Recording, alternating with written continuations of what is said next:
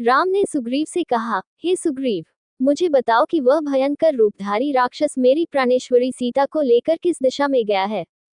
तुम शीघ्र पता लगाओ कि वह राक्षस कहाँ रहता है। वानर राज, धोखे में डालकर और मेरा अपमान करके मेरी प्रियतमा को अपहरण करने वाला वह निशाचर मेरा घोर शत्रु है। मैं आज ही उसका वध करके सीता को मुक्त कराऊंगा।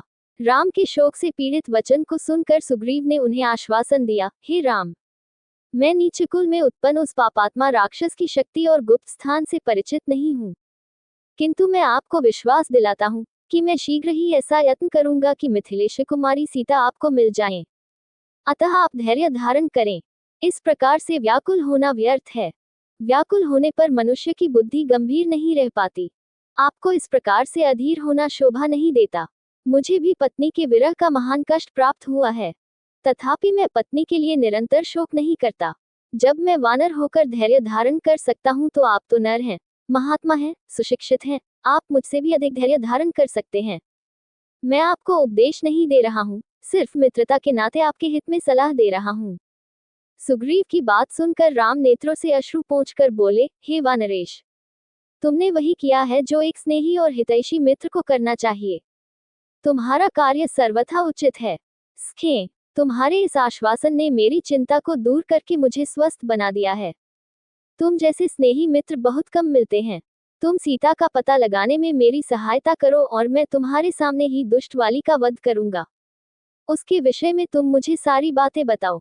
विश्वास करो, वाली मेरे हाथों से नहीं बच सकता।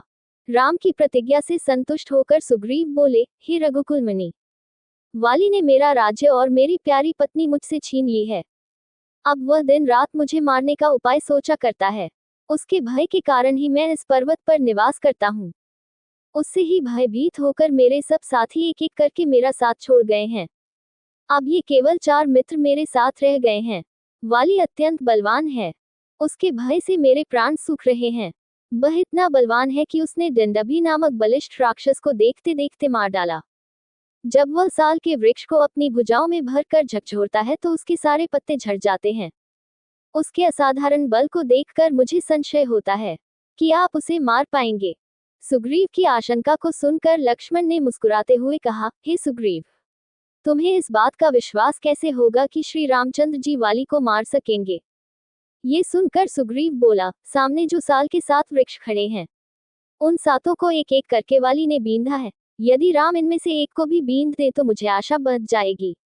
ऐसी बात नहीं है कि मुझे राम की शक्ति पर पूर्ण विश्वास नहीं है, किंतु मैं केवल वाली से भयभीत होने के कारण ही ऐसा कह रहा हूँ। सुग्रीव के ऐसा कहने पर राम ने धनुष पर प्रत्यंचा चढ़ाए और बाण छोड़ दिया, जिसने भीषण टंकार करते हुए एक साथ 7 साल वृक्षों को और पर्वत शिखर को भी बींध डाला।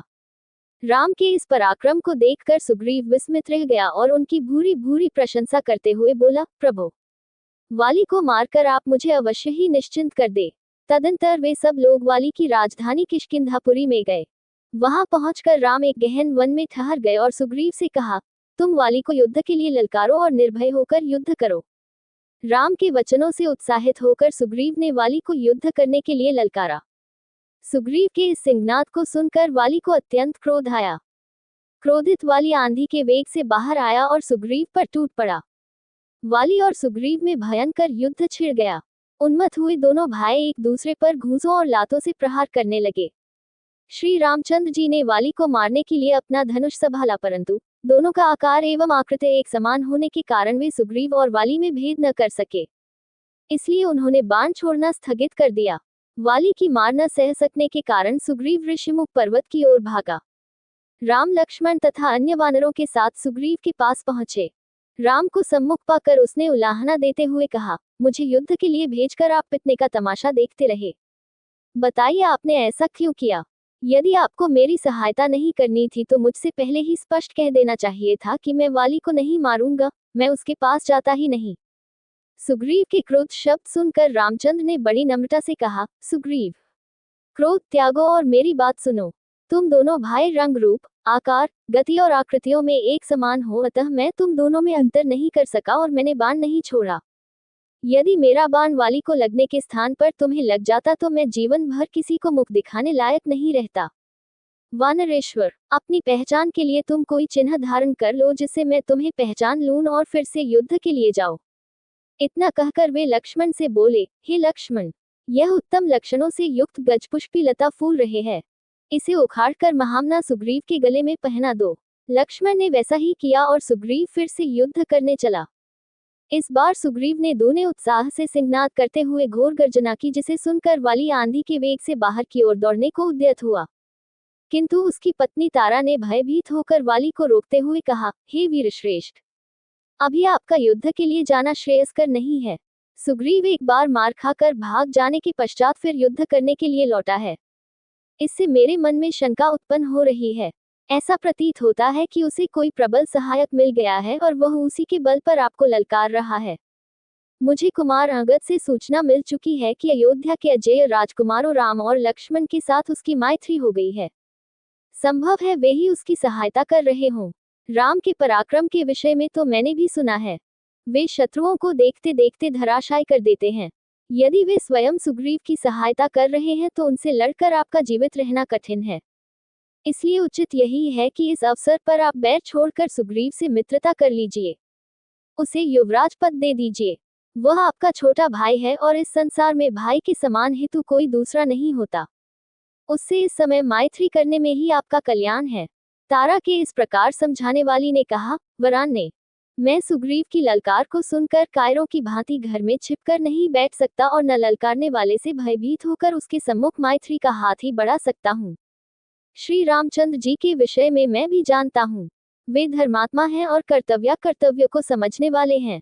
वे पाप कर्म नहीं कर सकते। तुमने मेरे प्रति अपने स्नेह एवं भक्ति का प्रदर्शन कर दिया। अब मुझे मत रोको। मैं सुग्रीव का सामना अवश्य करूंगा और उसके घमंड को चूर चूर कर डालूंगा। युद्ध में मैं उससे विजय प्राप्त करूंगा मगर उसके प्राण नहीं लूंगा। ये कहकर वाली सुग्रीव के पास पहुंचकर उससे युद्ध करने लगा। दोनों एक दूसरे पर घूंसों और लातों से प्रहार करने लगे। जब राम ने देखा कि सुग्रीव की शक्ति क्षीण होते जा रही है तो उन्होंने एक विषधर सर्प की भांति बाण को धनुष पर चढ़ाकर वाली को लक्ष्य करके छोड़ दिया। टंकार ध्वनि के साथ वह बाण वाली के वक्ष में जाकर लगा, जिससे वह बेसुध होकर पृथ्वी पर गिर पड़ा। वाली को पृथ्वी पर गिरते देख राम और लक्ष्मण उसके पास जाकर खड़े हो गए।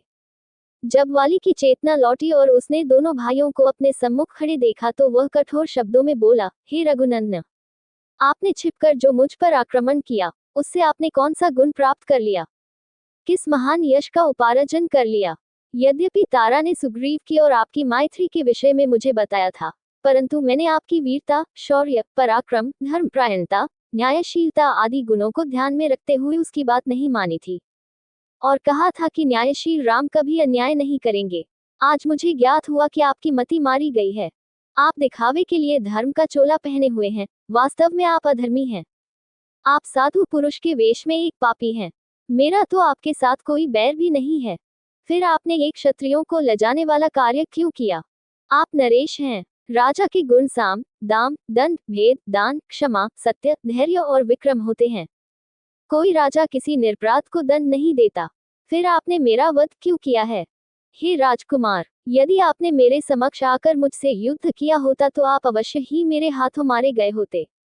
जिस उद्देश्य के लिए आप सुग्रीव की सहायता कर रहे हैं, उसी उद्देश्य को यदि आपने मुझसे कहा होता तो मैं एक ही दिन में मिथिलेश कुमारी को ढूंढकर आपके पास ला देता।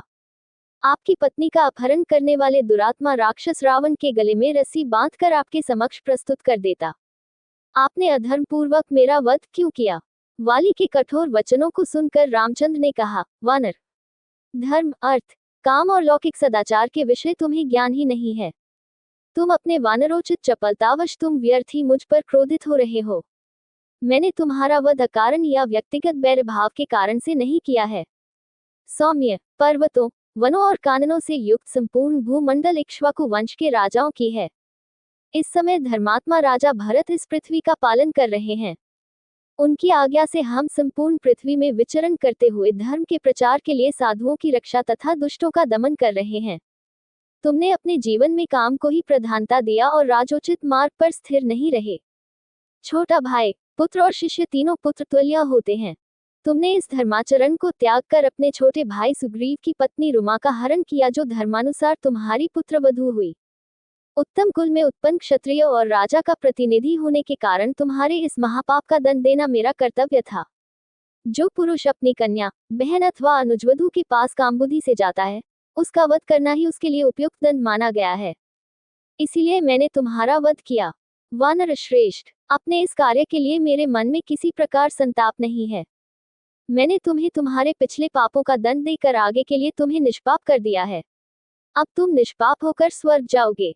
राम का तर्क सुन वाली ने हाथ जोड़कर कहा, हे राघव, आपका कथन सत्य है। मुझे अपनी मृत्यु पर दुख नहीं है। मेरा पुत्र अंगद मुझे अत्यंत प्रिय है और मुझे केवल उसी की चिंता है। वह अभी बालक है, उसकी बुद्धि अभी परिपक्व नहीं हुई है।